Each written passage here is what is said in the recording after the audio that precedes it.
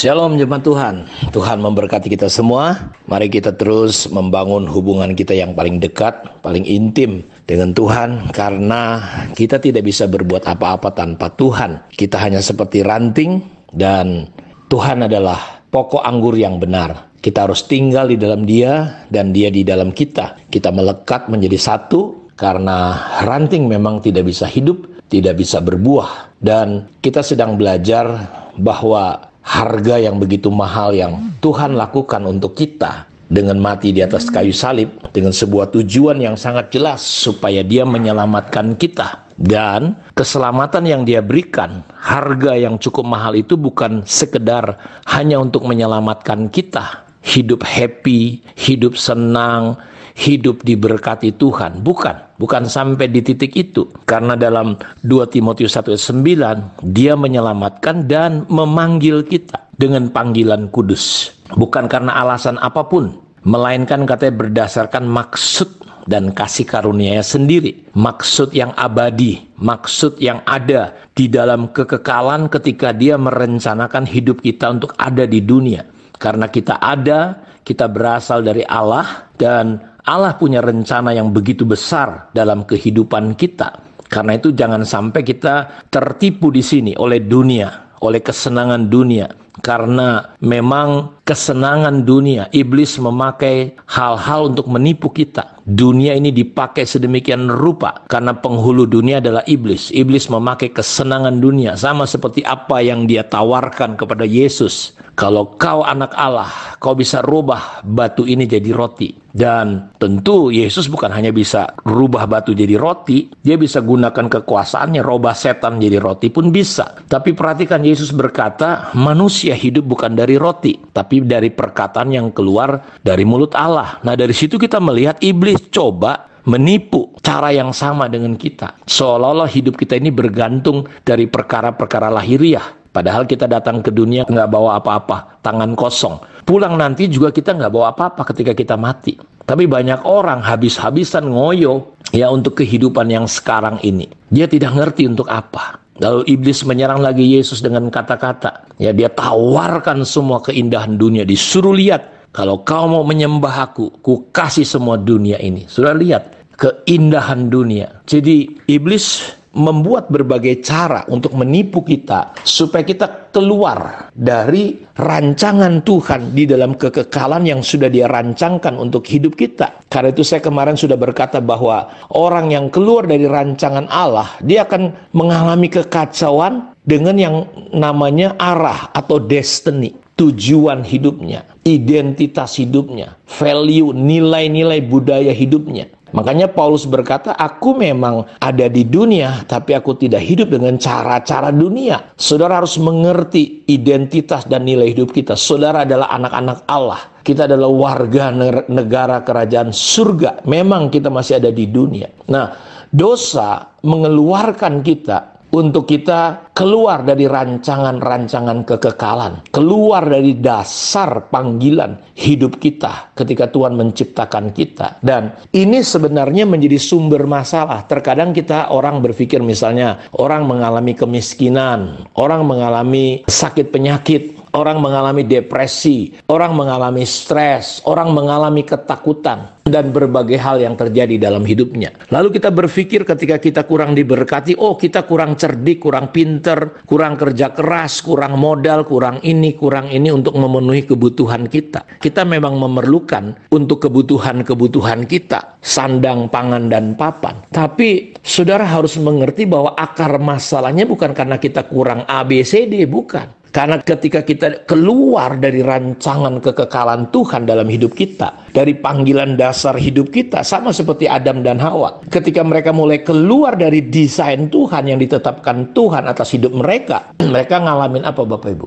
Mereka mulai mengalami yang namanya ketakutan. Mereka bersembunyi, mereka mulai memakai kebenaran diri sendiri, menutupi ketelanjangan mereka dengan pohon, dengan daun-daun arah, bicara tentang kebenaran diri sendiri, ditutupin. Jadi kita seringkali tidak mengalami Tuhan lagi karena kita suka menutupi kekurangan-kekurangan kita itu, bukan bertobat datang sama Tuhan kembali, tapi kita pakai kekuatan, kebenaran diri kita sendiri. Bukankah Alkitab berkata kerajaan Allah itu bicara tentang, tidak ada bicara sama sekali tentang makan minum, tapi bicara tentang kebenaran. Dan ketika orang kehilangan kebenaran Tuhan, dia bukan bertobat datang sama Tuhan, dia pakai kebenaran diri sendiri. Dan ini yang seringkali banyak orang beragama itu coba menyenangkan Tuhan dengan kebenaran diri sendiri. Kita lihat orang Israel, akhirnya Paulus berkata, karena mereka tidak memahami kebenaran Tuhan, mereka cenderung berusaha membangun kebenaran diri sendiri.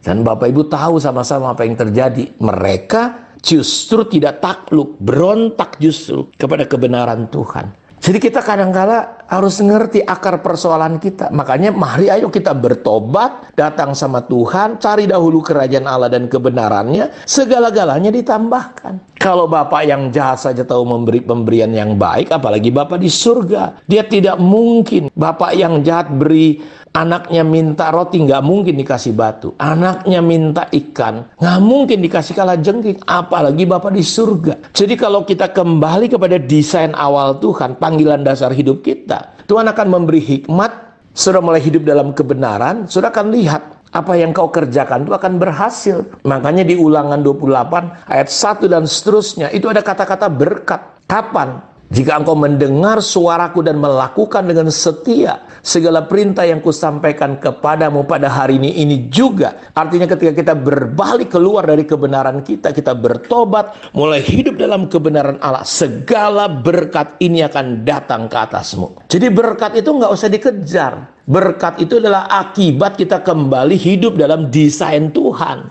Diberkatilah engkau. Tuhan akan mengangkat engkau tinggi-tinggi di atas segala bangsa di bumi. Ketika kita keluar atau masuk, Bapak Ibu, Tuhan memberkati kita. Ketika kita di ladang, Tuhan memberkati kita. Ketika kita di mana lagi, Bapak Ibu? Ketika kita ada di peternakan kita, Tuhan juga memberkati kita. Jelas sekali ayatnya.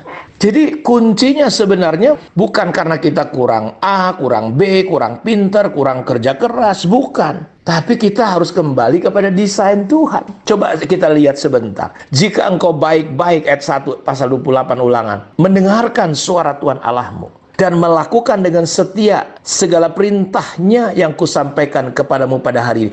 Kita dikembalikan untuk tepat pada sasaran. Allahmu, Tuhan Allahmu akan mengangkat engkau di atas segala bangsa di bumi. Segala berkat ini akan datang kepadamu dan menjadi bagianmu jika engkau mendengarkan suara Tuhan Allah. Akibat tidak hidup dalam desain Tuhan, Adam dan Hawa membelakangi Tuhan, memberontak kepada Tuhan. Dosa mengeluarkan mereka dari apa yang harusnya mereka terima. Ayat 3 lihat, diberkatilah engkau di kota, diberkati engkau di ladang. Nggak penting sudah ada di mana, apa bisnismu, apa usahamu, kuncinya apakah engkau berada dalam desain Tuhan. Di kota, di ladang, diberkatilah buah kandunganmu, anak-anak kita, hasil bumimu, hasil ternakmu, ya ini anak lembu sapimu, kandungan kambing dombamu, diberkatilah bakulmu dan tempat adonanmu, diberkatilah engkau pada waktu masuk, diberkatilah engkau pada waktu keluar. Tuhan akan membiarkan musuhmu yang maju berperang melawan engkau terpukul kalah olehmu. Bersatu mereka datang menyerang engkau, tetapi bertujuh jalan mereka lari. Tuhan kacaukan. Tuhan akan memerintahkan berkat ke atasmu di dalam lumbungmu, di atas segala usahamu, apa yang kita pegang, sentuh tangan kita, dia akan memberkatinya. Saudara lihat, dia memberkati engkau di negeri yang diberikan kepadamu dimanapun kita berada. Tuhan menetapkan engkau sebagai umatnya yang kudus, yang seperti yang dijanjikannya dengan sumpah kepadamu. Jika engkau berpegang pada perintah Tuhan Allahmu dan hidup menurut jalan yang ditunjukkannya. Saudara, bahkan maka segala bangsa di bumi akan melihat bahwa nama Tuhan telah disebut atasmu. Juga Tuhan akan melimpahi engkau dengan kebaikan dalam buah kandunganmu, dalam hasil ternakmu, dalam hasil bumi di tanah yang dijanjikan Tuhan dengan sumpah kepada nenek moyangmu untuk memberikannya kepadamu. Tuhan akan membuka bagimu perbendaharaan yang melimpah, yakni langit untuk memberi hujan bagi tanahmu yang pada masanya dan memberkati segala pekerjaanmu, sehingga engkau memberi pinjaman kepada banyak orang tetapi engkau sendiri tidak meminta pinjaman. Tuhan akan mengangkat engkau jadi kepala dan bukan jadi ekor. Engkau akan tetap naik dan bukan turun apabila, lihat, diulang-ulang, apabila engkau mendengarkan perintah Tuhan Allahmu yang kusampaikanmu pada hari ini dengan setia. Dan apabila engkau tidak menyimpang ke kanan ke kiri. Jadi saudara, tidak ada jalan lain. Ayo kita bertobat kembali, tinggalkan semua kebenaran-kebenaran diri sendiri. Hidup dalam kedagingan, bertobat, hidup di dalam kebenaran, hidup dalam kerajaan Allah. Saya percaya, silakan lihat Tuhan buka jalan untuk hidup saudara semua. Kiranya Tuhan Yesus memberkati kita semua lewat kebenaran ini. Amin. Mari kita berdoa. Tuhan berkati anak-anakmu yang sudah mendengarkan firman Tuhan. Firman-Mu tidak akan pernah kembali sia-sia, akan membawa hasil seperti yang Kau inginkan ya Tuhan. Beri pertumbuhan, beri kesegaran, beri kesembuhan, beri kesehatan, beri kemampuan, kekuatan, hikmat yang datangnya dari Tuhan sendiri. Terima kasih di dalam nama Yesus.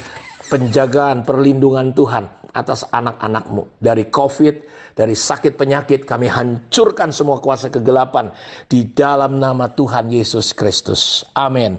Tuhan memberkati kita semua. Shalom.